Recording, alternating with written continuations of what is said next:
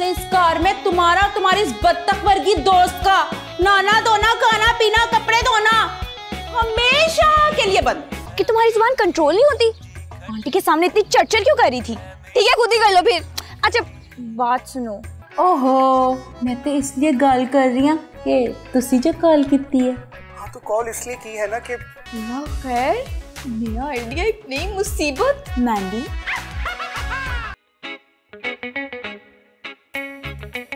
हाँ अब लग रही हो तुम पेंटर। ये कौन है? I am not mango man. मैंडी दरख्वास्तो। मैंडी दरख्वास्तो? भाई ये नाम हमने कभी सुना नहीं। मतलब जहाँ देखो बस झूठ झूठ झूठ झूठ झूठ। दिल की उदासी। 20 लाख मांग कर 300 का कंसेशन। तुम तो दुनिया की सबसे बड़ी जीनियस हो। दरअसल ये हमारे हस्बैंड हैं। आपने जो करना है इसके साथ करे, मुझे जाने दे। सैंडी पकड़ लिया।